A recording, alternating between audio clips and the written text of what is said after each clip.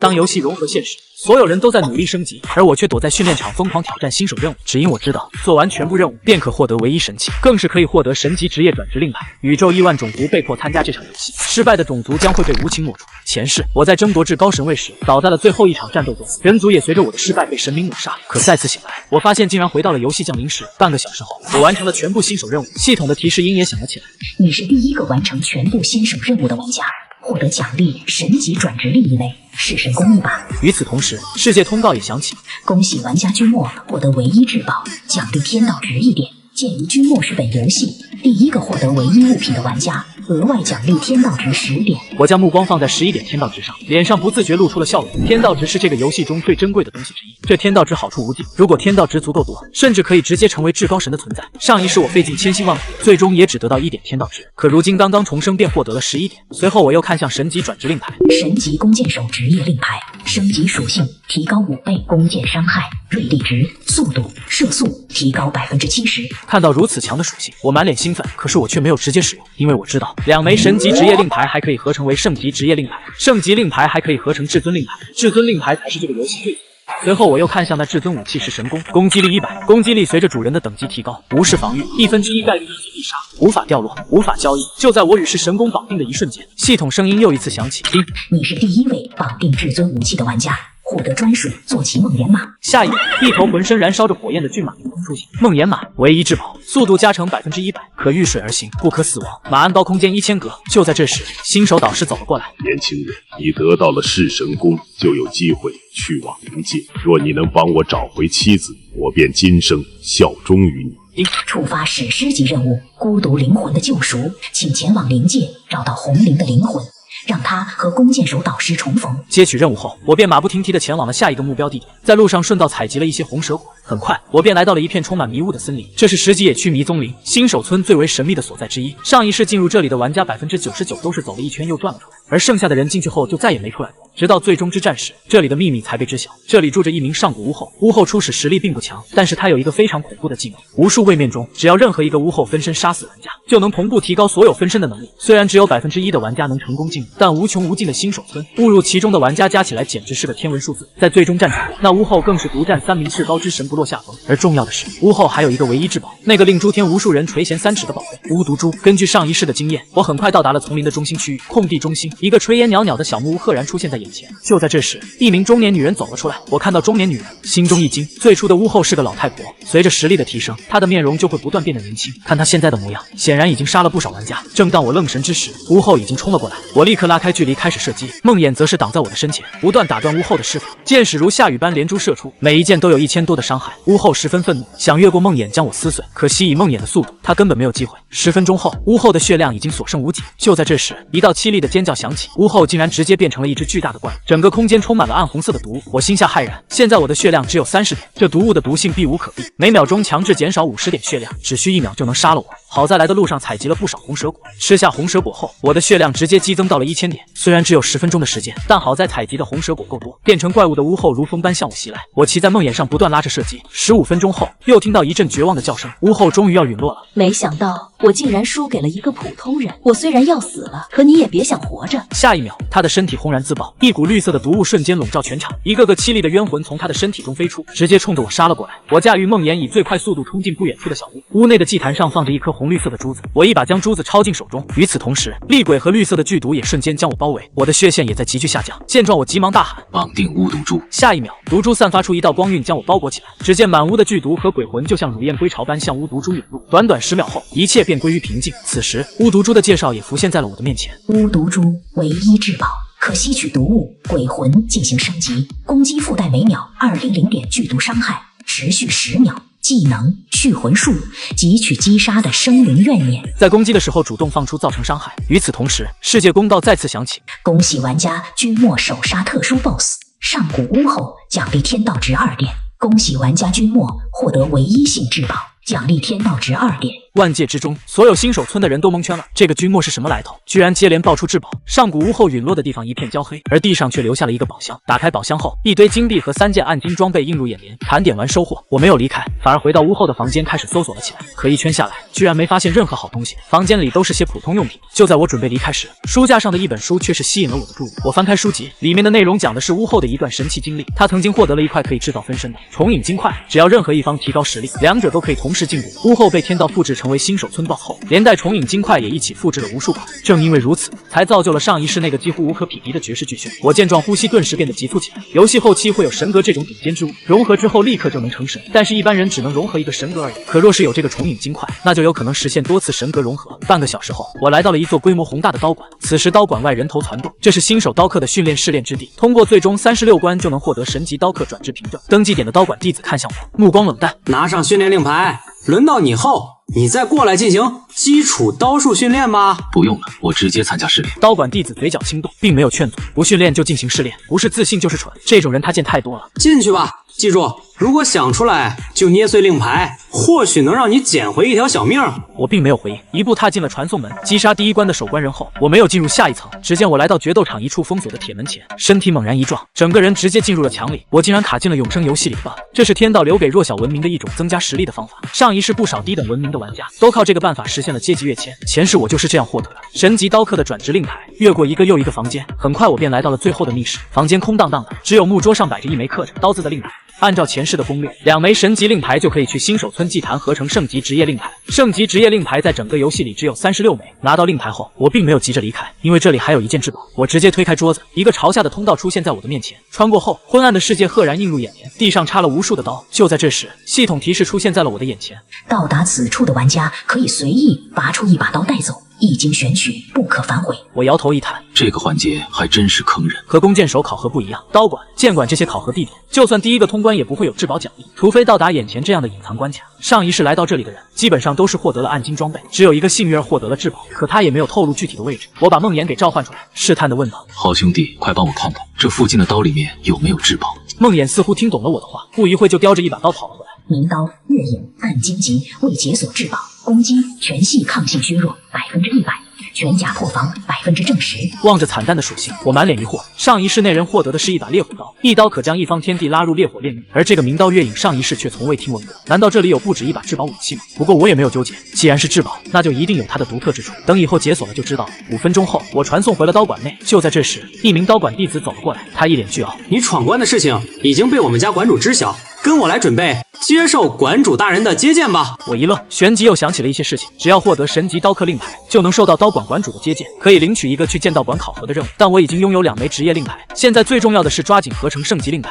以防出现差错。想到这里，我开口道：“不用了，我还有事。”那名刀馆弟子看到我拒绝，忽然冷笑了起来：“你竟然敢拒绝，你接下来会有大麻烦的。”你拒绝了刀馆馆主的接见，刀馆势力对你的好感度下降为敌视。我看着弹出的提示一脸无语，不过也没在意。就在这时，一则世界通告又跳了出来：恭喜玩家江宁雪率先转职圣级职业，奖励天道值1点。恭喜玩家江宁雪获得唯一至宝，奖励天道值1点。我听着世界通告，嘴角微微勾起。看来游戏的轨迹除了我这个变数外，并没有多大的变动。江宁雪，宇宙巅峰势力，无上神国大夏皇朝的圣女。像这种站在宇宙巅峰的强者，本应该被划分到最终战场。不过神国神位交替的时候，需要继承者剥离神力，进行新力量的灌输。新旧力量交替时有短暂的实力真空期，那时候犹如凡人。江宁雪就是在女帝加冕仪式上的真空期，被游戏判定成新手传送了过来。大夏皇朝哪怕是最普通的玩家，都有4、5千的体质，而普通的蓝星玩家最初体质只有20左右。双方的对比，就像一只蚂蚁在面对一头巨龙一样。而这神功的获取方式，我也是通过江宁雪发布的攻略帖子知道的。说起来还是自己抢了他的机缘。回到新手村时已经是晚上了，此时这里一个玩家都没有，就连负责转职的村长也不在。但是也无所谓，转职需要村长，但合成自己就可以。我直接来到祭坛的中央，将2块职业令牌放在了祭坛中央。一道金光闪过，一个金灿灿的刀圣令牌出现在祭坛上。我长舒一口气，诸天万界神级职业令牌有上1枚之多，但圣级职业只有36枚，所以一旦前面的人率先合成，那后面的人就没用了。好在只要合成之后，哪怕不转职，别人也抢不走。顶级职业令牌的成长增幅是5倍，而圣级则是10倍，10倍的成长值升到新手20级就能得到2000点的属性点，在诸天万界中已经算是高端战力了，但这远远不够。像江宁雪这样的强者，初始体质都达到了8000点之多，并且人家也获得了圣级职业，哪怕我以后机遇很多，最终的成就最多也就能和江宁雪持平，更别谈到了最终战场场时还要面对那帮活了几亿年的超级老怪物。好在圣级职业并不是职业的终点，在网上还有神级职业，上一世压根就没有人获得过。神级职业的消息还是以后游戏系统在万界论坛中公布的。这神级职业的合成方式也很简单，圣级职业令牌加上一个隐藏职业令牌即可。这些隐藏的职业令牌不仅获取的方式非常刁钻，而且所有隐藏职业都是万界唯一。我记得有一个就坐落在野牛草原上，这枚令牌游戏开始1周后才被某个幸运儿偶然获得。如今游戏降临仅仅1天，时间还算充足。收起令牌后，我便离开了祭坛。只是走出祭坛后，居然依旧没有看到村长的影子。一般情况下，只要玩家带着职业令牌走上祭坛，用不了几分钟，村长就会闻讯而来。村长和玩家都是相辅相成的关系，玩家们越厉害，村长以后的成就也就越高。一般 NPC 做出反常的举动，里面十有八九牵扯的任务。不过我也没有太在意，直接前往了野牛草原。可当我离开后，就见村长和高管管主脸色阴沉的走了出来。很快我便来到了野牛草原。草原的地下有一处神秘的墓地的开启方法也很简单，在此处杀10个以上的玩家就会触发法阵。虽然我不在乎，但也没有必要牵扯无辜之人。找到这里的法阵脉络，稍微修改就可以破解。就在这时，远处突然跑来了3个浑身伤痕的玩家，还有10几个玩家拿着武器跟在他们后面。我骑着梦魇朝着旁边走了几步，准备等2拨人过去。3人看到我急忙大喊：“快走！那帮人要杀人，你再不走可就来不及了。”就在这时，追杀的10几个玩家迅速围了上来。我神色平静，你们的恩怨我懒得管，别处解决，不要烦我。可那些人却当没听到，依旧笑嘻嘻的围了上来。我2箭射出，精准的洞穿了2名玩家的大脑。那些追杀者见我出手如此狠辣，竟然一时间愣在了原地。这时一个马尾女孩走了出来，是那3个玩家偷了我们的装备。被围在其中的3人闻言当即反驳：“你放屁！你们在村里骗我们说组队打怪，到了野外你们就准备杀人抢装备。要不是我们3个反应快，早被你们杀了。”听到他们的话，我的脸瞬间黑了下来。上一世在游戏中出现过一群畜生，他们会找到那些落单的玩家，引诱到无人的角落围杀。这帮畜生硬是踩着同族的尸体走到了游戏中期，我抬弓果断出手，迅疾的箭矢急速的朝着人群飞去，高达1000多的伤害不断在月色下冒出，追杀者犹如割麦子般倒下。仅仅几秒钟，10多名玩家全部阵亡。那3个玩家满脸激动：“大佬，谢谢您的救命之恩。”我没有理会他们，目光一直紧紧盯着地面。在死亡玩家血液的侵蚀下，地面上竟然开始散发出妖异的暗红色光芒。随着法阵激活，一个木门出现在众人眼前。我骑着梦魇疾驰而下，进入后眼前赫然变得空旷。一只黑色的公牛正漫无目的的游荡在空间之中。我抬起弓箭随意射了一只黑牛，伤害飘起，怪物的名字也冒了出来。木牛等级2级，血量2000点。那只木牛受到攻击朝着我冲来，可是刚跑几步就被巫毒株的毒素伤害毒死了。一道经验团飘进了我的身体，叮，经验加100，经验条已满，是否升级？我果断选择了暂时不升级。扫了一下环境，我继续策马前进。按照那个人写的攻略，这神秘墓地一共19层。我飞驰向下，靠着梦魇的速度，很快来到了第18层门口。踏入 BOSS 房，只见一个牛头人身的怪物正坐在王座上，似乎是察觉到我的到来。牛头人瞬间朝着我冲了过来，见状我立刻弯弓射了一箭。这怪物的名字也显露了出来，牛族守护者，等级20级，血量2000万。看到血量我直接懵逼了，好在获得隐藏职业令牌不用杀这玩意，不然光磨血就能把人累死。看攻略说，这王座后面有一个通道，只要走到后面的世界找到一个篱笆院子，那令牌轻松就能拿到。当牛头人冲到身前时，我猛拉缰绳，一个转弯来到了王座旁，一个阴森的通道出现，我顺身便冲了进去。几分钟后，眼前豁然开朗，一处森林出现在了我的眼前。走了一会，便看到了一个篱笆院子。我径直走进屋内，赫然看到一块碧绿的令牌正放在桌子上。隐藏职业药师，令牌使用后转职为隐藏职业绝命药师。我满脸兴奋地将令牌收起，可刚出大门，就见到一个戴着狰狞面具的人走了过来。你是谁？怎么来到这里的？他看到我手里的令牌，顿时火冒三丈。你竟敢偷我的令牌！此人面具下的脸似乎都愤怒地颤抖。他掏出一个药罐子扔在了地上，一股毒雾在院内弥漫开来。但下一刻，巫毒株就将院子内的毒气一扫而空。巫毒株吸取了这些毒气，竟然又获得了新的技能。新增技能：绝命剧毒，群体伤害，每秒减少敌人500点生命，附带35%生命回血，控制持续10秒。我心头顿时一惊，幸亏自己有巫毒株，若不然不出3秒自己就要死掉。那黑衣人同样是十分震惊。你怎么会有巫毒株？你到底是谁？我没有接他话茬，直接翻身上马，开始向外狂奔。跑的时候还给他来了一箭，他的血条也冒了出来。恶衣华雀，血量7000万，而他的名字后缀上居然还有一个橙色的骷髅头。橙色骷髅头是黄级怪，黄级怪在整个永生游戏中都不多见，每一个都拥有毁天灭地的实力，又被偷家又被偷袭，华雀愤怒值直接提到顶点。小子，别以为你有巫毒株护身就能为所欲为，爷爷我没学药道，之前可是玩刀的。下一秒，一把血色弯刀出现在他的手中，他整个人像一阵风般朝着我杀来。随即，一场追逐大戏就在这桃源之处彻底展开，两人从半夜一直追逐到了天明。梦魇的速度丝毫不减，华雀也在超强的恢复力加持下越跑越勇，但我却吃不消了，毕竟我的身体现在还只是普通人体质，一夜的颠簸让我浑身难受。花老哥，我这个马是异时空的超级神马，就算跑上1亿年也不可能累的，反正你也追不上，我们谈谈吧。你怎么才能放过我？华却眼神冷冽，把东西还给我，我可以当做你没来过。我满脸纠结的将药师令牌拿了出来，这令牌对我来说很重要，我可能再也找不到另一个替代品。这时，包里的圣级职业令牌不小心露了出来，只见华却那眼神就跟见了鬼似的。你竟然有圣级令牌，你怎么不早说？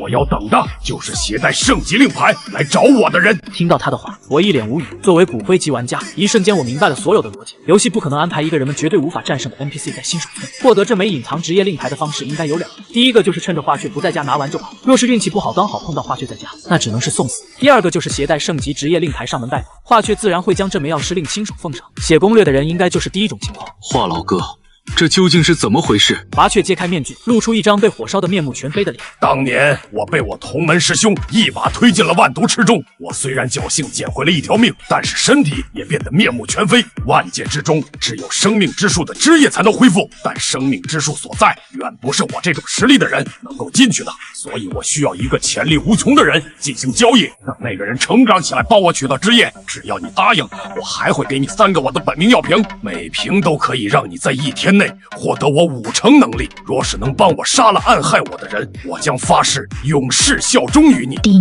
激活史诗级任务，拯救恶医。此刻我也终于松了一口气，只要有系统提示，就证明这件事板上钉钉了。我走到华却身前，接过3瓶本命药水，然后问道：大哥，外面的古墓你清楚吗？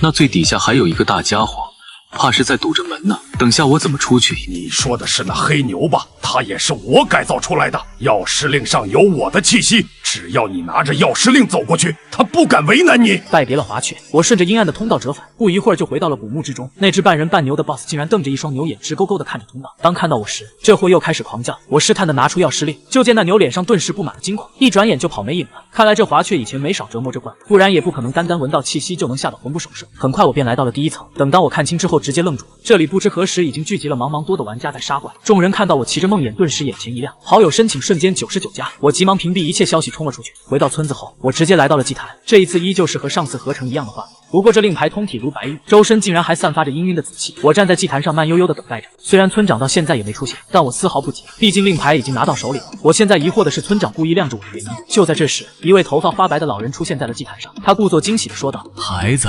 让我看看你获得了什么等级的令牌。见状我也不废话，直接将神级令牌拿了出来。当村长接过令牌的时候，手都在颤抖，哪怕他在合成的一瞬就收到了消息，但他的心依旧不可抑制的颤抖。万界无上之令。眼前这人在以后的成就已经不能用前途无量来形容了。若是换成往常，他必定屁颠第一时间过来帮忙转职。可如今在难言之隐之下，他只能选择按照之前想好的方法来应对对方。如果你想要转职，需要给我100金币，这样我才能凑到足够的转职材料。我闻言眉头顿时皱了起来。这才第2天，普通玩家身上能有几个银币的都算是大户了。这老登明显是在难为我，别跟我绕弯子了，说吧，到底什么事？眼见自己被识破，村长悠悠一叹：既然这样，我也不瞒你了，刀馆馆主其实是我儿子。听到他的话，我直接懵了，没想到这个事件的源头居然在刀馆的那个任务上。上个月，我的孙女被一黑衣人掳走，那人说要想救回我的孙女，就去黑石域找他。黑石域入口时空壁垒非常厚，寻常手段根本打不破，需要一件神物才行。恰好那神物就在剑道馆馆主剑痴手中，只可惜那剑痴油盐不进，任凭我和儿子再三祈求都也不松口。最后他被我们磨得心烦，说了一个几乎不可能完成的任务，就是之前想发布给你的那个任务，可惜你拒绝了。如今你已经合成了圣级令牌，无法再参加试炼，但是还有一个方法。我闻言一动，说说看。那剑痴的妻子1年前被雷毒岛上的大祭司抓去当压寨夫人了，当时他就扬言，不管是谁，只要救回他的妻子，他就答应对方任何一个要求。听完村长的话，我身体一震。雷毒岛的名头可是不小，新手地狱难度副本之一，岛上是毒瘴重重，除了岛上的土著，没有人可以在岛上生存。但是对别人来说是绝地，对我来说那简直就是福地，有无毒株在身，一切毒性对自己无效。我假装为难的一叹，我就勉为其难的帮你一次吧。村长顿时喜笑颜开，将一个檀木制成的令牌拿了出来。与此同时，系统声音也响起：丁，已接取史诗级任务，拯救剑痴的妻子。你说剑痴的那个神器是什么？听到这句话，村长的眼神居然凝重了几分。剑痴手里的那个神器名字叫做破天石，号称能够破开一切的时空屏障。破天石，听到3个字，我直接惊叫了起来。前世我不止一次听说过，世间有一个可以突破时空界限的顶级至宝——破天梭。拥有破天梭，不仅可以在游戏世界中穿行，甚至可以穿越回现实世界。破天梭一共有3个部件：核心、梭身和破天石。前世直到最终战场，世间也只出现了核心和梭身，其中最关键的部件破天石却一直下落不明。万万没有想到，破天石居然在这新手村中。见我没说话，村长催促道：“事情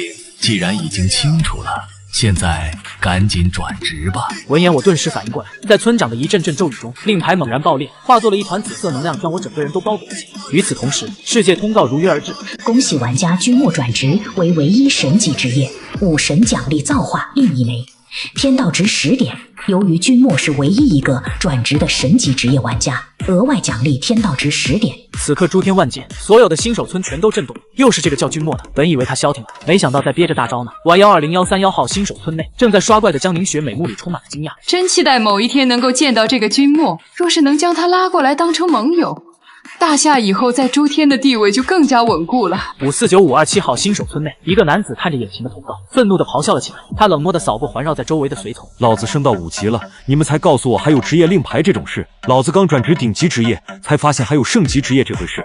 现在居然又他妈冒出来一个神级职业，你们都是吃屎的吗？我看到通告顿时笑了起来，这次足足入账了20点天道值。若是到游戏后期，天道值的用处曝光后，怕是整个诸天万界的人都会羡慕死。不过那造化令却是前世都未曾听过的东西，而且此物看起来虽然造型不凡，但除了名字之外连个属性都没有，压根不知道用途。随后我看向了职业属性：5神，神级职业，万界唯一，成长值30倍，5神光环，物理伤害、攻速、全系抗性、防御力、移动速度、韧性增幅100%，攻击获得50%吸血效果。被动技能5神守护，受到致命伤害后产生绝对防御，持续10秒，冷却时间1月。如此属性，饶是2世为人，我也不免身体震颤。30倍的成长值，只要升1级就能获得300点属性点。对一般的玩家来说，走到这一步或许就是巅峰了，可我却还是不满足。20级的新手期的极限体质是10万点，而要做到这一步的契机也正在新手村中。收拾一番后，我带着村长给的5个体质增幅令牌便走出了祭坛。增幅令牌是职业令牌的弱化版，可以提供3倍属性增幅，但是没有职业技能。这玩意虽然比不得至宝之类的，但是也远不是金钱能够买到的。出了祭坛，我直接来到了村子的商业街，而这获得极限体质的契机也在这里。很快我便来到了一个摊位前，摊位上立着一个黄金大屏幕，一个光头老板笑眯眯地盯着来往的玩家。瞧一瞧，看一看，暗金装备大派送，1金币就能让你抽一次。1金币抽一次的价格，直接让所有路过的玩家望而却步，而我却是笑着走了过去。可刚走2步，就被3个壮汉挡住了去路。我定睛一看，正是昨晚被我救下的那3名玩家。为首的壮汉颤颤巍巍地开口：“大佬，我叫刘狂，他们是李然和周坦，能给我们一点时间吗？”我满脸疑惑：“给你们1分钟时间，说说什么事情吧。”李然赶紧道：“昨晚感谢你的救命之恩，这是从那些玩家身上搜刮出来的钱。”说着，他递出了32枚银币。我看了一眼对方手中的钱，觉得这3个人有点意思。32枚银币在现在的新手村可不少，用得好了足以拉开和其他玩家的差距。这3人居然将钱还了回来。行了，钱我已经收下了，你们可以走了。说着，我转身便走。3人见状，急忙喊道：“大佬，我们想跟你混。”听到他们的话，我有些诧异，不过很快便沉下了心思。前世我一直独行，并没有建立和加入组织，但今生则不同。既然要做诸天最顶端，那就要顾及到游戏中的方方面面，势力的发展，琐碎任务的处理都需要人手。若是亲力亲为，势必要浪费诸多的时间。我拿出5枚金币递给3人，2个小时内给我搜集1000对野牛角，做到了再说。3人大喜过望，接过金币就跑了出去。打发走3人，我朝黄金大屏幕处走去。小哥，来玩一玩抽卡游戏啊！此人叫铁牛，前世最有名的抽卡商人，奖池里的奖品种类繁多，杂物、装备、灵药应有尽有。此刻黄金屏幕上正显示着10件暗金级装备，玩家花1金币就有可能抽取到10个宝贝之一，但是中奖几率堪比鹅厂。上一世有一个庞大工会的仓库管理员，他喝醉后竟然将仓库中所有的钱全部砸到了抽卡商处，足足花费10万金币才将装备抽空。但是没想到暗金级装备刷光之后，竟然上架了新的宝物和装备，而这次在10件宝物中，居然出现了一个让巅峰的至高神也眼红的至宝——天道的恩赐10倍增幅卡片。它可以让攻击、爆率、幸运增幅10倍，最重要的是，它可以增幅玩家升级时候的属性倍率。若是我现在有此至宝，20级时体质就能达到令人胆战心惊的6万点，也只有得到此物，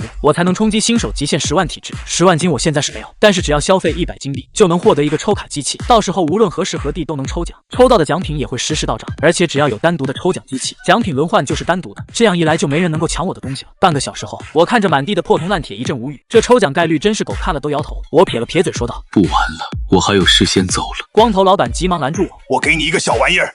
你偶尔闲暇的时候可以摇摇看。我看着手里的抽卡器，微微一笑。抽卡机上面的宝贝果然和屏幕一样。将抽卡机器放进背包，随后我便走进了装备商店，逛了一番，买了2个戒指和1个蒙面帽顶，加上之前女巫豹的装备。此时我的雷抗已经来到了370点，加上武神的翻倍倍增，雷抗已经满足了进入雷毒岛需要的700点抗性。刚从交易区走出，我便看到李然3人气喘吁吁的跑了过来。3人笑嘻嘻的将牛角还有剩下的钱递了我。我看向3人说道：“你们3个能够完成任务，算是经过了我的考验，我可以收下你们。不过跟我办事要有2点必须做到：忠诚尽力，吃里扒外者杀，办事不尽心者杀。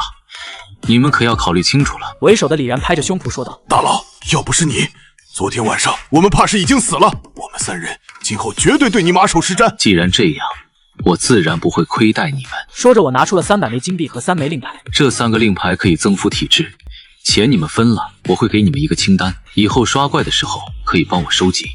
你们的好友我已经加了，有事可以随时找我。说完，我便前往了旅馆，只留下面面相觑的3人不知所措。李然看着我的背影，浑身颤抖。这次咱们可真是抱对大腿了。经过1天的休整，我的状态也达到了巅峰。将装备佩戴整齐后，我将雷毒岛传送令捏碎，下一秒我的身前就出现了一道传送门，没有耽搁，我迈步就走了进去。下一瞬，我便出现在了一片草原上。丁，你已进入雷毒岛副本，再次使用传送令将会回到出发之处。我召唤出梦魇，开始向草原深处疾驰。这个副本虽然名叫雷毒岛，但是却是一个不折不扣的小世界，山河湖泊、草原沙漠一应俱全。正当我赶路时，又是一道系统提示弹出：恭喜110755号新手村玩家李飞率先达到5级，外交聊天栏开启，等级榜合并，队长任务开启，率先达到10级的玩家可获得队长令牌。我看着系统提示怪叫一声，我去，差点把这个事给忘了。队长这个东西别人或许不清楚，但作为老玩家我深知其中的好处。当了队长可以分配到村内一幢别墅的居住权，刷怪经验还有10%的加成，还可以和村长一起定制玩家的规矩，甚至可以对犯错的玩家进行驱逐。而队长还有一个让所有人都眼馋的特权，那就是可以参加爵位的竞争。爵位是永生游戏中最珍贵的事物之一，某种意义上说它甚至比至宝都令人眼红，因为哪怕最低级男爵也会有俸禄和诸天豁免权。任何永生游戏范围的 NPC 势力必须尊敬保护男爵，甚至男爵犯下一定罪行也可以豁免。最重要的是，哪怕是最低等的爵位也会赐予封地，有了封地才能建立自己的势力。上一世第一个10级玩家是出现在7天后，算起来还有5天时间。这5天时间内必须要拿到10倍增幅卡片。很快我便来到了一个大湖前，湖水虽然清澈，但却能看到一股紫色的电弧在水中不断涌现。这是雷毒岛外围屏障，湖水之中不仅蕴含着雷霆之力，还有无数雷怪藏在湖里，伺机吞噬那些妄图越过雷湖的生灵。但我却一点不担心，梦魇免疫一切伤害，我一身雷抗高达700点也是丝毫不慌，一人一马飞驰在湖面，向着远处的岛屿前进。半个小时后，我便到达了雷毒岛边缘。突然，一声锐利的鹰啼从上空传来，只见天空上一只巨鹰正向着我俯冲而来。我看到这一幕，嘴角一笑，居然是黄金鹰，运气真不错啊！黄金鹰是20级精英怪物，血量将近50万。相传此鹰特别喜欢在巢穴里收集金银珠宝。我抬手射击，能量箭射进黄金鹰的右翼，负220的伤害飘起，感受着如挠痒痒般的伤害。黄金鹰冰冷的眸子里闪过一丝得意，继续加速向着我冲来。我不为所动，依旧一箭箭射向相同的位置。正当他马上要碰到我的时候，黄金鹰的右翼居然一沉，连带着飞行也变得摇摇晃晃。他右翼的翼骨在我的持续射击下直接断裂了开来。他猛地刹车向上飞去，黄金鹰的腹部刚好暴露在了我的弓箭之下。我抬起神弓，箭如连珠般朝着黄金鹰腹部要害射去。黄金鹰的血量继续下降，慢慢的，他已经感到了一丝死亡的危险。就在这时，一道能量箭不偏不倚地射进他的右眼，强烈的痛楚让他怒火中烧，脑海中只剩下了仇恨。他俯冲而下，是要将这个人类撕碎。此时黄金鹰已经冲到了我的面前，可我却是一点不慌，连续受到攻击，他的速度已经降到了极致，冲过来只能是找死。一道道高额的金色伤害不断的爆出，两者的距离剩下不到10米时，我轻拉缰绳，梦魇快速移位，轻松躲过黄金鹰的撞击，然后继续射击。在双方不断的交错中，黄金鹰的血量直接见顶，濒死的状态唤起了他最后的理智。他这一次不再重来，而是摇摇晃晃的向岛内飞去。我骑着梦魇，慢悠悠的跟在了黄金鹰的身后。梦魇纵身一跃，跳到了岛上的陆地上。丛林茂密的岛上笼罩着隐隐的雾气，还没走几步，我就闻到了一股若有若无的香味，脑袋瞬间变得有些沉。下一秒，巫毒珠直接散发出光晕，将我包裹了起来。检测到毒障，自动汲取中。等到毒障吸收完毕，巫毒珠又增加了新的技能，被动技能毒障光环开启后，直径100米内的敌人将会受到持续性毒素伤害，每秒100点。毒障内敌人移速降低50%。见状我欣慰一笑，不愧是至宝。随后我便向着黄金鹰追了过去。此时黄金鹰来到一处洞穴入口，他警惕地望了望四周，见敌人没有追过来，这才钻进了巢穴。就在这时，洞口口上方一人一马跳了下来，我只是往洞里看了一眼，便被晃得睁不开眼。目之所及，所有东西居然都是黄金制成。好家伙，这传说果然不是空穴来风，这次怕是要大赚一笔了。突然间，一声凄厉的鹰啼响起，黄金鹰直接冲了出来，我眼中寒芒闪过，一件件朝着黄金鹰要害攻去。还没等他冲到面前，庞大的身躯便轰然倒地，将黄金鹰的尸体收进背包。随后我便开始收拾战利品，过了好一阵，我才将洞内的物品收拾干净。这里所有器物分解，一共得到13906个金币。此时我身上的金币已经超过了3万枚。我咧嘴一笑，雷毒岛不愧是黄金之地，刚进岛就有这么大的收获。正当我准备离开时，却被一块木牌吸引了注意力。我拿起一看，顿时心中一惊，居然是符文，祖先的庇佑，特殊符文牌，血量加1000，毒抗加1000，每秒恢复10点生命值，有无毒株。这毒抗对我没用，但是这1000血量可就真解了我燃眉之急。毕竟现在我还是0级，真实血量不过才36点，稍微磕碰一下就会没命。10分钟后，我顺着一条藤蔓爬上了悬崖顶端。正当我准备辨认方向时，却听到一阵破空声响起，只见一根毒刺以肉眼难辨的速度向我飞了过来。我下意识往前一躲，但后背还是被毒针刺中，负30的红色伤害顿时飘起。检测到神经毒素，巫毒株自动汲取中，获得新技能麻痹毒素，攻击附带神经毒素，可瘫痪对方行动，每秒造成300点伤害，持续10秒。我眼神一凝，神经毒素一般来自于剧毒王蛇，这东西算是游戏中比较稀有的毒素伤害，这种毒可以瘫痪对手，非常霸道。对方一上来就使用这种珍贵的剧毒，怕是想直接置我于死地。想到这里，我直接躺在了地上，装出了一副中毒的模样。与此同时，一个土著男人拿着一把匕首走了出来，男人看我一动不动，顿时大喜，存了这么多年的毒针终于派上用场了。土著男人抄起匕首，快速刺向我的喉咙，但还没等他靠近，我直接掏出月影冲了上去，几刀劈下，那男人身上顿时多了几道伤口，负200的红色伤害不断冒出，负150的绿色伤害也在不断跳动。男子的资料也显现了出来，雷毒岛居民，等级20。男人被突如其来的一幕吓了一跳。你中了王蛇之毒，怎么没事？我邪魅一笑，你现在要关心的是你自己有没有事。下一秒，土着男子身体一僵，直接栽倒在了地上。王蛇之毒，你居然也有王蛇之毒？我没有说话，握着月影再次刺出，几刀下去，对方的血量已经降低到危险区域，在生命的威胁下，土著男人终于怂了。等等，看你的样子，应该是外来人。这雷毒岛内危机重重，没有本地人带路，你恐怕寸步难行。我愿意将功赎罪。我沉吟了一下，说道：“我想获取黄金，越多越好。”男子闻言大喜。附近10里有一座黄金矿洞，那里可是我们雷毒岛最富的黄金矿。我若有所思地看了他一眼，说道：“你带路吧。”此时的神经毒素时效已过，土著男人摇摇晃晃从地上站起来，两人一前一后缓缓向矿洞走去。半个小时后，二人来到了一处隐蔽的山洞前。洞外30多名穿着藤甲的土著人分散布防，我躲在不远处的灌木丛中，考虑如何潜入。外面那些人都是大祭司的护卫，他们负责保护黄金矿的安全。洞外面以前只有10个护卫，不过最近大祭司正筹办婚礼，准备给未来的妻子做一个金屋，所以黄金的需求量大大增加。我眼睛一眯，现在怎么办？他们人数不少。放心，不用正面对抗。我父亲在矿洞是督工，我可以先进去找他要一个矿工名额。我没有说话，只是悄悄拿出了从方氏买来的友善探查珠，后者的信息也出现在了脑海里：姓名马星，友善度极度仇恨。他对你恨之入骨，一旦有机会，就会将你碎尸万段。我装作若无其事道：“你去吧，我在这里等着你。”马星闻言大喜，这人可真好骗，3言2语就将对方糊弄住了。可刚走2步，一阵破空声从耳边传来，下一秒他便直接去见了他太奶。我目光冷冽地看了一眼马星的尸体，随后直接唤出了梦魇，在他耳边耳语了几句。通灵的梦魇立刻领会，扭身疾驰而去。不一会儿，整片山谷开始发生震动，只见一群魔兽正在疯狂追逐梦魇，而梦魇正向着洞口疾驰而去。看到这一幕，那群护卫立刻乱作一团。趁着护卫和怪物搏斗之时，我直接潜入了矿洞之中。黄金矿洞里面漆黑一片，突然一阵声音响起：“外面怎么乱糟糟的？你们2个去洞口看看，不要出什么事情。”其中一个通道闪出了光亮，见状，我迅速躲到一个矿车之后。很快，洞内出现2个举着火把的护卫，见状，我迅速从后面跟上，一路尾随2人来到一个安装着大铁门的房间。满屋的金块在火把的映照下闪闪发光。2人观察一圈，见黄金没事就准备离去。就在这时，潜藏在外面的我果断出击，由于神经毒素的作用，2人瞬间瘫痪倒地。紧接着我又发几箭射出，2人甚至都没有反抗的机会就被击杀。丁，你击杀了矿洞守卫，获得经验值2100点，是否升级？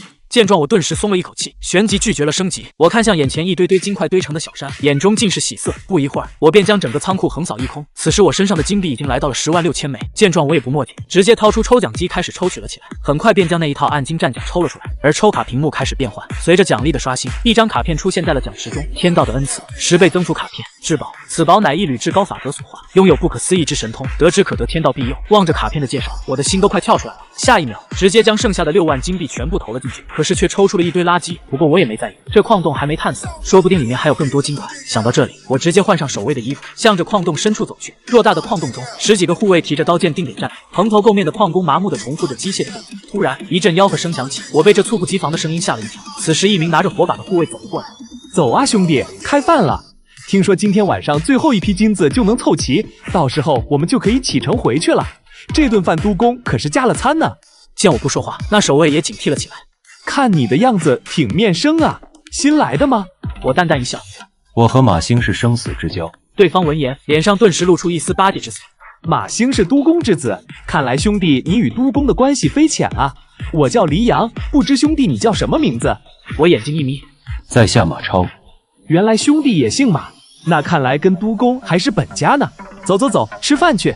一路上我不断套话，这个叫黎阳的也是有问必答。原来这雷毒岛大祭司准备2天后举行大婚典礼，听说是在外游历时找来的女子，黄金是提炼一批就送走一批。如今这黄金矿洞除了之前储藏室的黄金，已经没有多少了。听到这个消息后，我瞬间就没了动力，本想找个借口就溜走，可就在这时，一个老年男人却拦住了我的去路。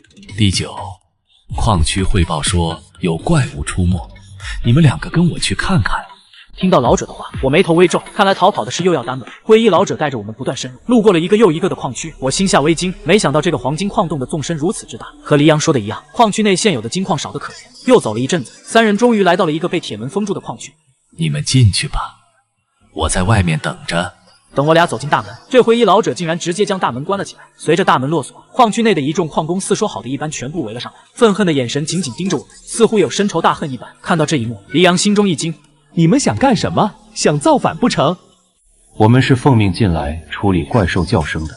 为首的一个老者见状回头呵斥了一句，众人才回到了自己的岗位上。白发老者歉意道：实在不好意思，叫声就在第9矿区最深处，你们跟我来。黎阳见状神色有些害怕。马兄弟，这帮重犯看起来像是要图谋不轨，我们跟过去估计很危险，要不我们出去吧？我拍了拍黎阳肩膀，我们肯定被针对了，你就留在门口警戒，我进去看看。说着，我便迈步跟了过去。走着走着，一声沉闷的吼叫声从墙壁里传了出来。我顿时大喜，竟然是紫金兽。传说中此兽以金矿为食，最喜欢钻进黄金矿脉中步步蚕食金矿。成年后，紫金兽的背后也会逐渐长出紫色的晶体。这种紫金受到游戏天道认可，一颗可以直接分解成10万金币。但紫金的真正作用可比10万金币珍贵多了。我也不浪费时间，直接唤出神功，瞄准矿壁射击了起来。那如金铁般结实的矿壁，如同豆腐一般被轻易贯穿。白发老者吓得浑身颤抖。此等宝物，压根就不应该出现在一个区护卫身上。一瞬间，他对我的身份开始怀疑。与此同时，688新手村野牛草原上，经过2、3天的猎杀，野牛草原上的野牛已经彻底绝种。一大群玩家正站在草原上寻找怪物。突然，巨大的红色光束照在了草原的中心，在这红光中心出现了一团能量体。一群玩家好奇地凑了过去。就在这时，能量团猛地爆炸，一头犹如2层楼高的野牛从中心露出身影。系统提示音也在这时响起：野牛草原刷新精英怪物蛮牛统领，击杀可获得大量经验值，大概率获得金色套装。击杀完成后，野牛草原怪物将会刷新。正当玩家们还在看信息时，蛮牛统领却发飙了，他瞄准那群玩家犹如炮弹般冲了出去，好几个玩家躲之不及，被撞飞10几米，直接去见了太奶。顿时众玩家四散而逃，蛮牛统领随即找了一名玩家就追了上去。就在这时，一人从远处跑来，一把推走那名玩家，然后猛然倒地，躲过蛮牛统领的正面撞击。蛮牛统领一时刹不住车，竟从此人的身上跳了过去。此人心一横，将手中的刀猛然划向蛮牛统领的腹部。这套操作行云流水，看得新赶来的玩家们一个个瞠目结舌。是流鹿大佬，但是坚硬的牛皮犹如钢铁，直接将流鹿手中的刀撞飞，而牛皮上仅只出现了一丝划痕。10755新手村此刻也刷新了蛮牛统领，他们村子的整体实力要比688强大。林家少主林动迅速召集了200名玩家，亲自领队，自信满满的朝着蛮牛统领杀去。可一个照面，队伍就死伤无数，林动双臂骨折晕了过去，被人救回村子治病。最后他们村最强者李飞亲自前往，可这怪物实在是皮糙肉厚，根本没有取胜的机会。一股绝望的气氛在新手村蔓延，众玩家在聊天区里大吐苦水。黄金矿洞里，我看着聊天区顿时露出一丝尴尬。上一世野怪刷新都是正常的，毕竟这种5级的精英怪压根就不是现阶段的玩家们能够对战的存在。这 BOSS 的出现应该是和开启了隐藏地点古墓有关系。我目光重新回到矿壁上，又是一道利箭射出，只听轰的一声，矿壁轰然倒塌，竟然露出了一处幽深的洞窟。我召唤出梦魇，直接冲了进去。白发老者还有身后赶过来的其他人顿时面面相觑。这时一个中年人走了过来，雷叔，你说这个人会不会和前几天我们脑海中出现的那些信息有关？雷老眼睛一亮，你是说他是降临者？中年人点点头，十有八九，不然他身上那些玄奥的东西根本解释不通。雷老眉头紧锁，我们的首领被大祭司杀死，而我们整个家族也都被大祭司关押在此里。要不是大祭司想要逼问出我们身上的秘密，怕是我们这些人早就已经被杀了。我们已经到了这片田地，没有比这更坏的结果。帮助他，不管他是好是坏，我们生存希望只能压在他的身上了。拿上我们偷偷锻造的武器过去帮忙。10分钟后，一处巨大的溶洞映入眼帘，一个浑身散发着紫色光芒的怪物正闭目养神，脊背上还长着如水晶般的金环。看到这一幕，我心中大喜，竟然有5个紫晶，这次真的赚大发了。我拿出神弓，直接朝着他射了过去。巫毒株的麻痹毒素瞬间发动，负2800的黄色伤害飘出。紫金兽想要抬起头寻找攻击的来源，可总觉得平日里如臂使指的身体却变得异常缓慢。我咧嘴一笑，王蛇之毒果然霸道。随后我快速拉动弓弦，一箭箭射向紫金兽。紫金兽后视的血条肉眼可见地下掉，下一秒，它身体上的鳞片猛然炸起，双脚猛地蹬地，整个身体如同炮弹一样向着我飞驰而来。眼见如此，我迅速骑着梦魇躲闪，可就算如此，也差点被撞上。好家伙，这货看着体积无比庞大，速度却一点也不慢，而且这还是我攻击附带神经毒素迟缓之后的表现。若不是有梦魇，根本躲不过去。于是我直接开启了巫毒株新获得的被动技能毒杖光环。毒杖刚开，方圆100米瞬间沦为粉色死域。可那紫金兽不仅毫发无伤，竟还像重卡般轰然撞来。就在我以为剧毒失效的刹那，敏锐的感知却捕捉到了那微乎其微的僵直。这传说中的怪物终于慢了，哪怕只是一丝减速，也足以让死亡率断崖式下跌。我心神大定，驾驭梦魇疯狂迂回，手中的是神弓更是箭如雨下，嗖嗖嗖，立即的伤害数字疯狂跳动。紫金兽的血条终于见底，轰的一声巨响，庞大的身躯重重砸向地面。赢了！不，空气中突然弥漫起令人窒息的压抑，那倒下的躯体竟爆发出一股妖异紫光。一般的精英怪可没这动静，我瞳孔骤缩，这根本不是死亡，而是更加恐怖的2阶段变身。我毫不犹豫狂吞红蛇果，将血量硬生生顶到了2000大关。与此同时，地上的紫金兽身躯诡异拉长，利爪寒光森森，头顶更是生出一对狰狞鹿角，那双通红的兽瞳死死锁定了君莫。猫仇人见面分外眼红，紫金兽双眸紫光暴涨，2道死光如激光般瞬间射出。嗡，坚硬的矿壁瞬间被烧出2个深不见底的黑洞，这要是蹭到一点，绝对会当场化为灰烬。幸好我早有预判，提前闪避，手中的箭矢更是片刻不停，一击不中，紫金兽彻底暴走，庞大身躯猛然跃起，势若千钧的砸向地面。轰，一道无形的冲击波无差别横扫全场，我连人带马被轰飞5米，头上飘起惊人的负1500伤害。若非提前吃了红蛇果，这一击就能触发武神被动。还没等喘口气，紫金兽再次癫狂冲锋，锋利的巨尾如神龙摆尾般横扫而来。千钧一发之际，梦魇神马猛然跃起，堪堪躲过这致命一击，身后的矿壁却被硬生生扫出一道深沟。心有余悸的我只能再次拉开距离。就在我好不容易将 BOSS 磨到只剩丝血时，意外发生了，雷老竟然带着一群手持破铜烂铁的村民冲了进来。孩子们，该我们上场了。少侠，我们要帮你。听到这声音，我急得大吼，快走，别添乱！赶紧退下！可一切都太晚了，那些青壮年冲到 BOSS 脚下，手中的刀剑砍上去，叮当作响，却连个白印都留不下。糟了，这怪物根本打不动。与此同时，紫金兽那猩红的眼睛已经死死盯住了这群不知死活的蝼蚁。巨兽回头，满是愤怒，巨尾猛然横扫，轰！10几名青壮年像落叶般被瞬间击飞，重重砸在岩壁之上，眼看瞳孔涣散，当场毙命。耗子，磊子！雷老凄厉的哭喊声响彻洞窟，我目眦欲裂，手中是神弓拉出残影，利剑如暴雨般倾泻而出。不想死就给我滚远点！终于，在绝望的哀嚎声中，紫金兽轰然倒塌，化作庞大的经验值涌入我体内。经验已足够，是否升级？否。与此同时，688和110755两个新手村的聊天栏炸了。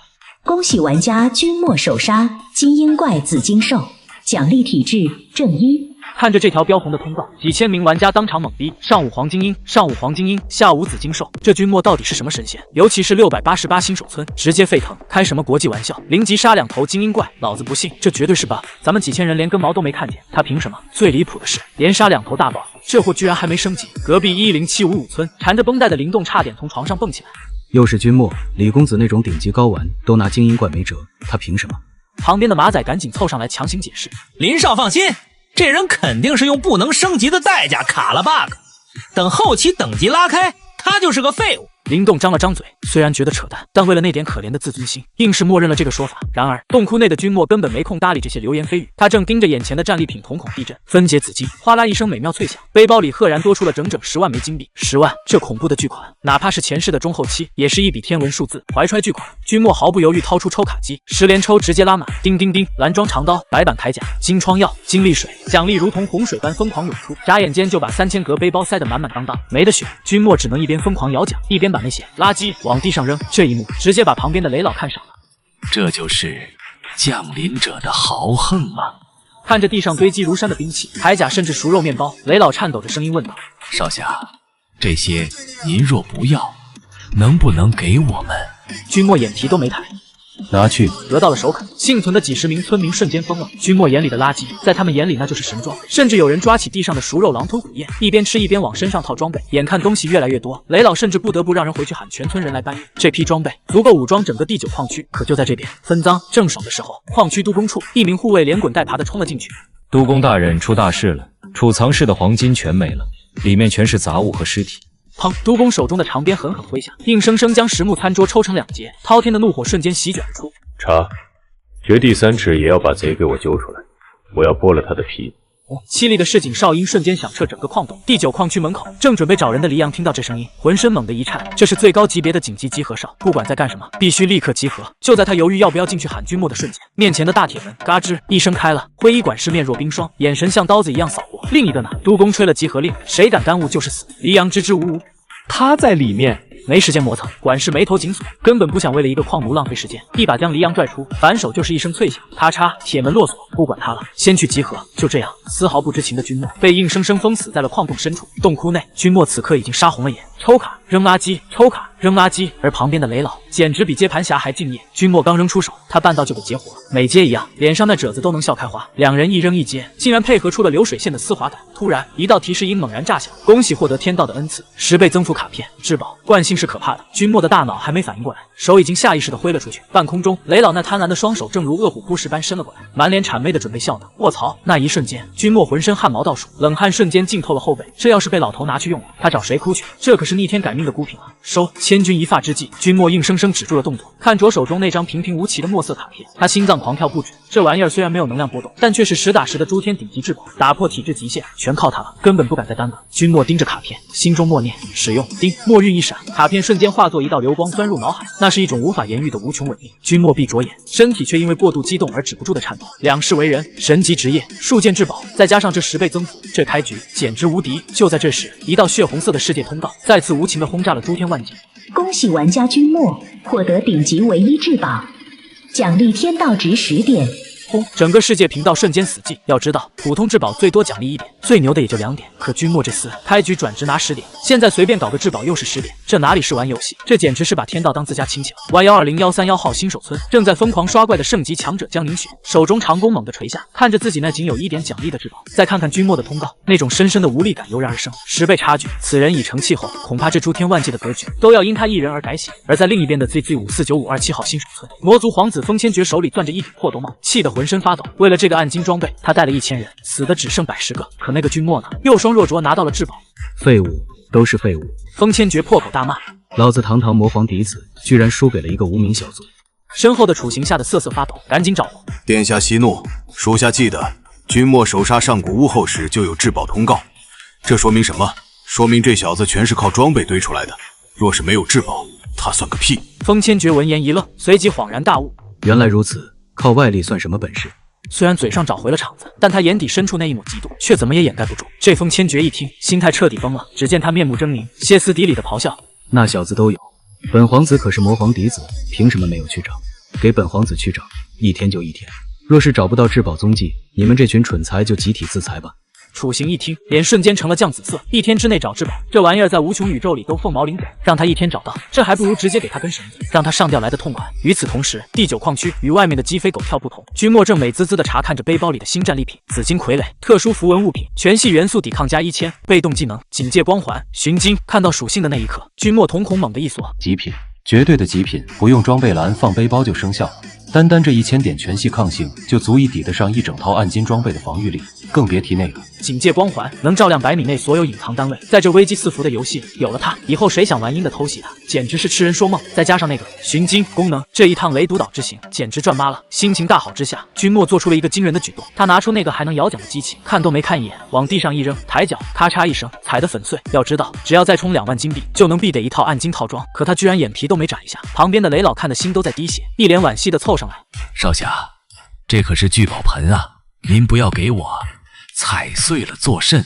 君莫冷冷瞥了他一眼，没有解释。给你，你也配用？这玩意儿除了那张10倍增幅卡，就是个彻头彻尾的吞金黑洞。上一世的惨剧历历在目，就因为这10倍增幅卡的消息走漏，整个诸天都疯了，无数强者倾家荡产，其中就有一位后来登顶的至高神。为了抽这个奖，那位至高神不仅掏空了万亿家底，更是负债累累，借遍了亲朋好友。结果呢，毛都没看见。直到君莫重生前，那位至高神还在苦逼的还债。这就是个坑杀强者的无底洞。收回思绪，君莫话锋一转，死死盯着雷老。说正事，1年前你们大祭司是不是从外面抓了个女人回来？雷老闻言，身躯一震，神色瞬间暗淡下来。唉，确有此事。随着雷老的讲述，一段尘封的血腥往事被缓缓揭开。原来这第9矿区的苦力，竟然全是前任岛主的家眷。2年前，前岛主引狼入室，拜那人为大祭司。谁知1年前，大祭司带回一个神秘女子后，突然性情大变，大兴土木建豪宅。紧接着就是血腥政变，杀岛主，求家眷，夺大权。雷老老泪纵横。他把我们关在这暗无天日的地方，减少食物，却加倍让我们挖矿。那些孩子每天都有饿死的。少侠，求您发发善心，救救我们吧。然而，君莫听完，不仅没有感动，反而目光如刀，瞬间锁定了雷老。不对，如果只是为了挖矿抓点青壮年就行，留着你们这群老弱妇孺做什么？斩草不除根，春风吹又生。换做我是大祭司篡位的第1天，就会把你们杀个干干净净。说到这里，君莫声音骤冷，杀意弥漫。老头，你不老实。雷老眼神瞬间躲闪，结结巴巴。我有难言之隐。少跟我打哑谜。君莫步步紧逼，没有诚意就别指望我救人。雷老脸色煞白，内心天人交战，看着远处受苦的族人，他猛地一咬牙，终于吐露了真相。是大祭司想从我们口中逼问出一件宝物的下落，他折磨我们就是为了这个。说到这，雷老死死盯着君莫，眼中满是祈求与恐惧。少侠，我可以告诉你，但求您得到消息后别杀人灭口。君莫神色淡然，放心，一件宝物而已，我不至于杀你们这群老弱病残。见君莫承诺，雷老这才颤颤巍巍地抛出了一个惊天秘密。那宝物是我们岛上世代相传的禁忌，据说一旦出世，能引来9天雷霆，毁灭世间。能够毁灭世间，引来9天雷霆，这雷族的至宝当真如此恐怖？雷老深吸一口气，道出了那段尘封100年的秘辛。当年先祖靠着一根法杖和一颗紫宝珠征战四方，为了防盗，特意将2者分开放置。谁知数百年前，一条白色4脚蛇潜入偷盗，争斗间，宝珠落入湖中。就在那一刹那，原本平平无奇的湖水，竟然瞬间雷电滚滚，化作了一片恐怖雷湖。君莫闻言，瞳孔猛地一锁，仅靠一颗珠子就能改变地貌，这品质绝对接近传说中的至宝。那珠子还在湖底。君莫追问，雷老却苦涩摇头。怪就怪在这里，那4脚蛇跟着跳进雷湖，消失了整整10年。10年后，湖面风起云涌，那小蛇竟然化作了一条1000米长的通天巨兽。它口吐人言，留下一个地址让我们去取，随即腾云而去。如今大祭司囚禁我们，就是为了逼问这个地址，好凑齐法杖和宝珠。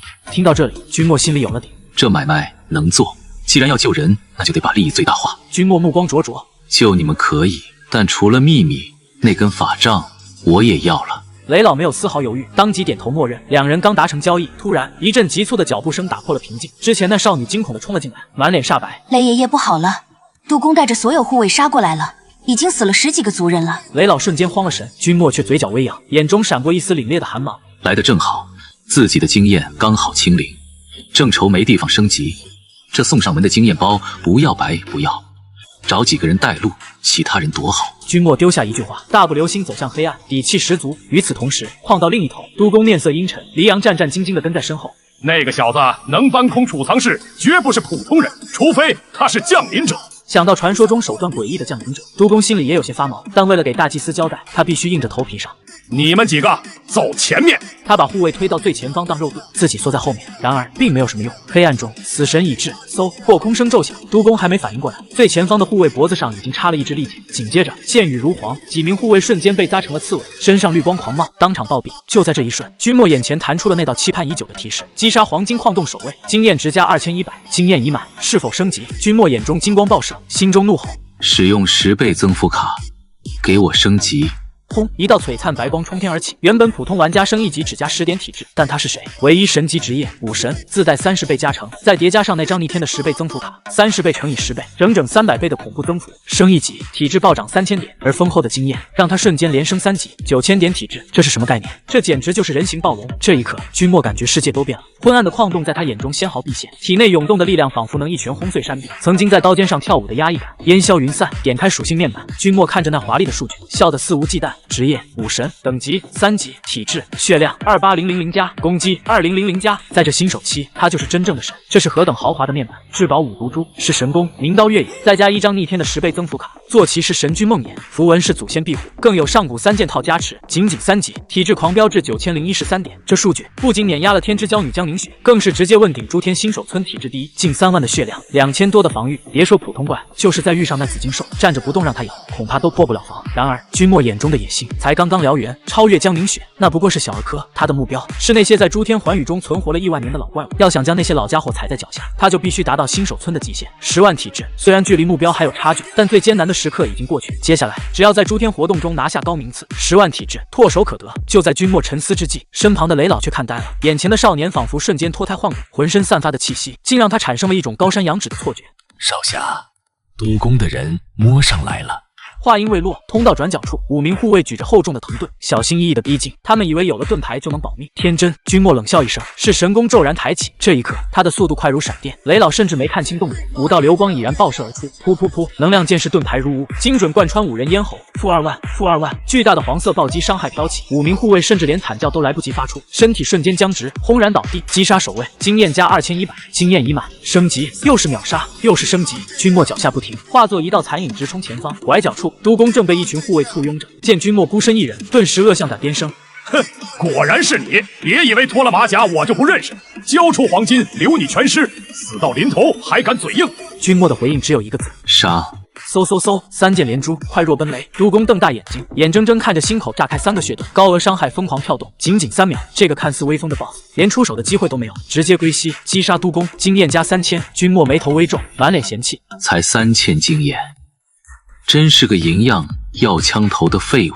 这一幕彻底击碎了剩下护卫的心理防线，督工死了，快跑啊！众人尖叫着四散奔逃，想跑晚了。君莫眼神冰冷，是神功再次拉满，若是让这群人回去报信，后续任务必生波折，绝不能放跑一个。与此同时，688新手村的聊天频道彻底炸了，原本平静的等级榜，此刻正发生着惊悚的一幕。卧槽，出大事了！快看榜单，见鬼了！那个君莫刚才不是才0级吗？我的天，眨眼功夫就3级了，不对，4级了，又升了。所有玩家都疯了，他们眼睁睁看着那个被嘲讽永远0级的名字，像坐了火箭一样疯狂蹿升。4级、5级，每一次刷新，君莫的排名都在暴涨，直接碾压了2个村子9成9的玩家。这特么是开挂了吧？刚才林公子还断言人家升不了级，这脸打的啪啪响啊！照这个速度，他要是登顶第一，我们这几天的努力岂不成了笑话？能杀精英怪又怎样？林动脸被打得火辣辣的疼，却依旧咬着牙在聊天频道疯狂找5级到6级是天堑，连李公子都没冲过去，他君莫凭什么？依我看，他这辈子都别想升到5级。然而话音未落，现实的巴掌再次狠狠扇来。卧槽，快看，君莫5级了！林动瞬间僵住，恨不得当场找个地缝钻进去。就在他颜面扫地，即将崩溃之时，一道救命的系统通告突然弹出：恭喜110755号新手村李飞率先达到6级，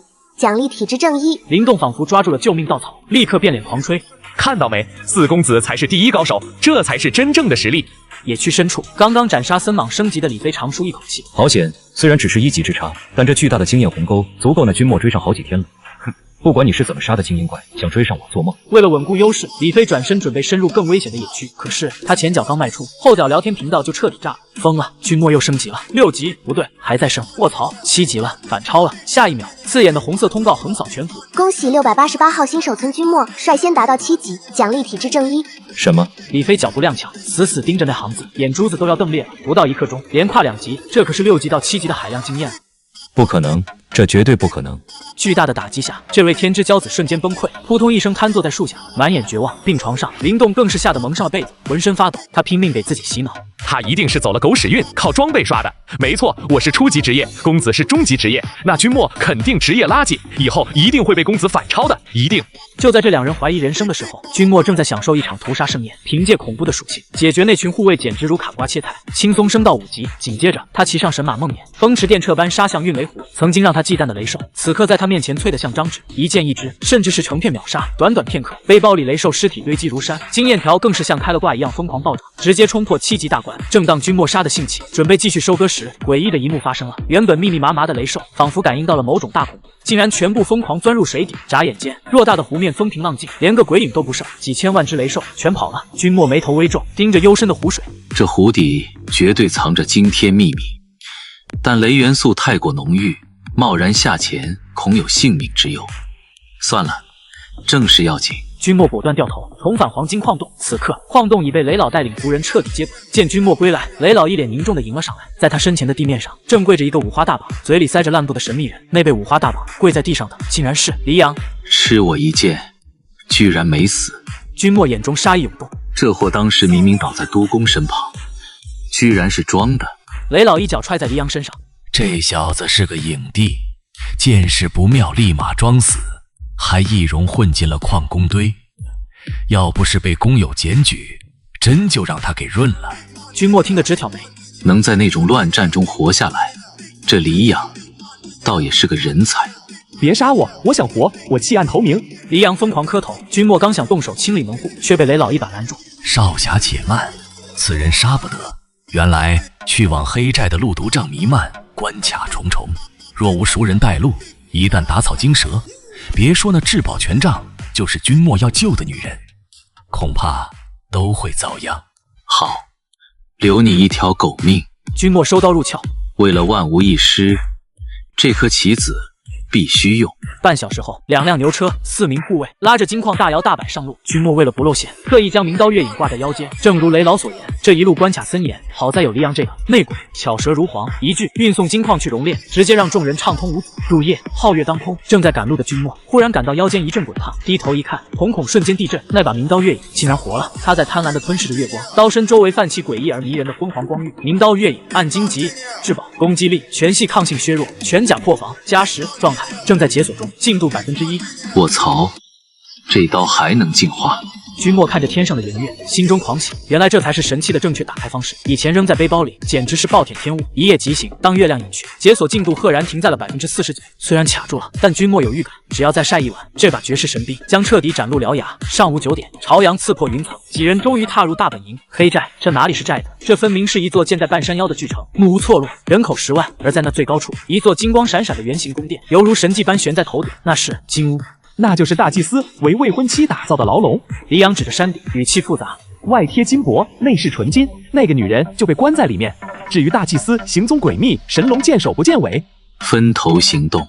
君莫当机立断，安顿好雷老等人，派出黎阳去打探大祭司下落。虽然这小子有前科，但在友善探测珠显示的极度恐惧状态下，借他10个胆子也不敢背叛。安排妥当，君莫整理了一下护卫府，大步流星直奔山顶金屋。凭借着身披，他在黑寨如入无人之境。很快，那座高达5层的金色囚笼已近在眼前，院墙高耸，守卫森严。而在那高墙之内，门外重兵把守，足足20余人。可那所谓的金屋之内，竟然连个鬼影都没有。君莫犹如灵猫，翻墙借力腾空，5层高楼在他脚下如履平地，翻身入窗，落地无声。只见那黄金打造的梳妆台前，一名白裙女子正对镜自怜，肤若凝脂，气质绝尘，正是那剑道馆馆主夫人蓝心。君莫摸出友善探测珠，蓝心友善度无视，状态迷失。君莫心头冷笑，看来这女人是嫌弃黑寨穷乡僻壤，正憋着劲演戏呢。毕竟放着好好的馆主夫人不当，跑来给野人当压寨夫人，除非脑子里进了10斤水。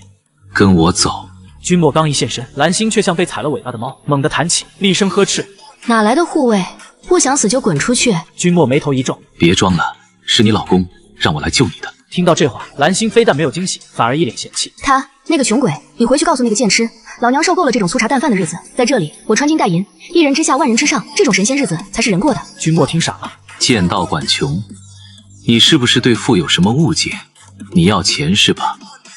我给你1万金币，甚至这屋里的黄金你全带走。只要你跟我走，以后想住什么豪宅没有，何必在这里伺候一个不知根底的神棍。谁知提到大祭司，蓝星脸上竟泛起诡异的潮红。闭嘴！我不许你侮辱他，他会爱我一辈子的。你再逼我，我就死给你看。话音未落，尖锐的金簪已经狠狠抵在他的咽喉，瞬间刺破皮肤，鲜血直流。他是真的想死。疯子！君莫不敢赌，只能暂且退去。翻窗消失在夜色中。回程路上，君莫百思不得其解。那大祭司算个什么东西？论实力，论财力，哪点比得上剑痴？这女人放着通天大道不走，非要在这鸟不拉屎的地方当恋爱脑，绝对有诈。回到据点，黎阳带来一个坏消息：大祭司昨天出去了，至今未归，都要大婚了，新郎官跑了。结合蓝星那宁死不屈的诡异状态，君莫猛然看向雷老：“你们寨子里有没有什么控制心神的邪术？”雷老脸色一变，犹豫半晌，终于吐露实情：“少侠英明，那权杖虽然丢了雷珠，但杖身乃是神木所制。此木最邪门的地方，就是能潜移默化地控制人心，日积月累，身边人就会对他死心塌地，至死不渝。这是族中绝密，我也是偶然得知的。”原来如此。君莫眼中杀机爆闪，这就对上了。不是蓝星变了心，是这大祭司给他下了降头，破解之法呢。简单杀了大祭司，控制自己。好，君莫抚摸着腰间的长刀，那就等他回来，送他归西。月落日升，又是一夜过去，吸收了整晚的月光，明刀月影的解锁进度疯涨到了97%，只差最后一层窗户纸，神兵即将彻底觉醒。而就在这时，黑寨里传来消息，今晚大婚照常举行，消失的大祭司将在婚礼现场准时现身，不管愿不愿意，整个黑寨此刻必须张灯结彩，家家户户强颜欢笑。那祭坛之上更是红毯铺地，仿佛在迎接一场盛大的血腥盛宴。夜幕降临，圆月高悬，全寨男女老少被驱赶至广场，人头攒动，密密麻麻，压抑的气氛让人喘不过气。就在这暗流涌动的时刻，君莫不再遮掩，直接卸下伪装，换上那一身杀气腾腾的上古套装，如同一尊隐于黑暗的死神，悄无声息地融入夜色。回头看向黎阳众人，君莫的声音冷冽如冰：“都给我听好了，等会儿一旦动手，你们唯一的任务就是盯死蓝星。